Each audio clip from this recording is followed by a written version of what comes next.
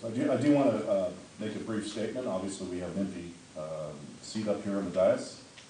On July 13th, Supervisor Efren Carrillo was arrested and booked into jail for suspicion of burglary and prowling outside a woman's home at 3:40 in the morning. First and foremost, our thoughts are with the victim in this matter. A woman who was so frightened that she called 911 not once, but twice. A woman who, like all residents of Sonoma County, should feel safe and secure within their home. I hope and trust she is receiving the support she deserves, and the trauma of the evening fades as quickly as possible. And today, I speak as chair of the Board of Supervisors, and I do believe I share my fellow colleagues' feelings and their sentiments in this matter when I say how horribly disappointed and dismayed I felt when I heard of this incident. I also believe the entire organization and most throughout our county were shocked and saddened as well.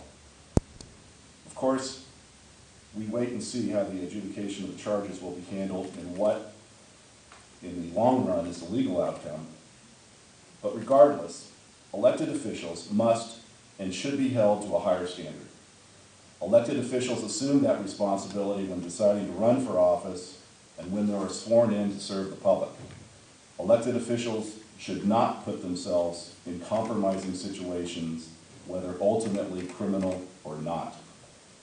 It is my hope that Supervisor Carrillo gets the help that he needs, that he addresses the issues which need to be addressed. And meanwhile, our work and the County of Sonoma's work must and will go forward, and that is exactly what this board will do starting this very moment. Every day, our staff delivers quality services to our constituents.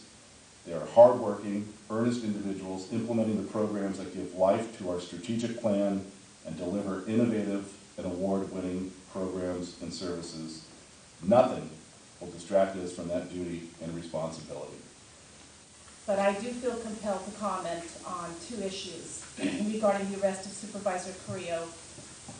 And I say some of these in light of just in the last couple of months and how many political leaders that we have seen who have really had very tragic falls and made serious mistakes, and how they've handled or not handled those mistakes. I've spent over 6 years now working with our DA, Jill Ravitch, and the former DA on behalf of the Family Justice Center, so that we can provide wraparound services and healing to the victims of domestic violence and sexual abuse. And this Board of Supervisors has invested more than $5 million into the Family Justice Center. I've had the privilege to speak many times on behalf of the center, and I always end my speech with the same message. Until everyone feels safe in their own homes, we have not fulfilled our mission. The thought that Supervisor Carrillo may have taken that sense of safety or security away from a young woman in the middle of the night is heartbreaking. There are 5 daughters represented here on this board, and the empathy we hold for the victim is great. Lastly, I've had family members that have struggled with mental health and substance abuse issues, and who among us has not? We empathize with everyone who struggles with these demons. It is my hope that Supervisor Carrillo embarks sincerely upon the long journey of addressing the addictive behaviors that have led to these tragic circumstances that have hurt so many. And that in his journey, he finds 3 things: empathy for women, sincere remorse, and repentance. Repentance is a good theological word, and it applies to all of us when we go off course.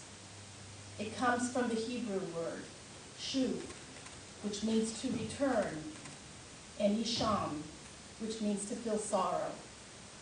The Greek word of repentance is matonia, which means a change of mind and heart. It is an act of seeking forgiveness, reviewing one's actions, feeling regret for past wrongs, and it involves a commitment to personal change and living a more responsible, humane life. Efren Carrillo has been my colleague, and at times he has been a very good friend. I do not celebrate his fall from leadership. I mourn it. And I pray, most of all, for these three things: empathy, remorse, and repentance. Thank you. As reported so far, Supervisor Carrillo's behavior and actions are obviously not acceptable and very disturbing. I, and I'm sure many in this room, were shocked, upset, and saddened when this incident was first brought to light, and its additional details have been released over the last couple of weeks. Supervisor Carrillo clearly has a serious problem, and he needs to address the issues which created this moment. Residents deserve to feel safe in their home, and this incident would be upsetting and frightening for anyone faced with the situation. The focus right now needs to be on completing a thorough investigation and making sure the victim is taken care of and is receiving the support that she needs to be able to move forward with her life. And as we wait for the legal outcome, our attention to the county's business, as we know, has never wavered, and our commitment to residents delivering the highest quality service has been constant, including that hard work by Susan Upchurch and Supervisor Carrillo's office, and appreciate all of her efforts. We continue to move forward on tackling our toughest challenges, and nothing has distracted us from the important work being completed day in and day out here at the county. Thank you so much, Chair. It's been difficult for all of us the past couple of weeks. Stunned, disappointed, incredulous when we received the phone calls a couple of weeks ago. I resonate with Supervisor Zane's comments. Every person has a right to personal safety on the street, in their homes, in their place of business. And I remember last week when President Obama spoke eloquently about what it's like to be a black man walking down the street, and knowing that people around him are fearful of the simple fact that he is a person of another color skin. I think every woman in this room resonates with the fact that there's been at least one, probably almost daily occurrences of that sense of vulnerability. Whether you're walking down the street and hearing footsteps behind you, whether you're exiting a restaurant and looking around on the street, locking your doors and windows, it is personally painful to me that my wonderful colleague, apparently under the influence, violated that standard that I hold so dear. Each one of us feel that we have that right to personal safety, but I hold elected officials to a much higher level of standard. I want to reflect, it cost me, the conversations that I've engaged in and listened to the past couple of weeks cost me to research the county civil service rules on dismissal. And number 3, conduct which brings discredit to the county. Number 4, disorderly conduct.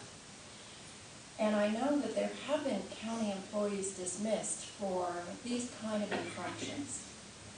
As I said before, I hold elected officials to an even higher standard than that.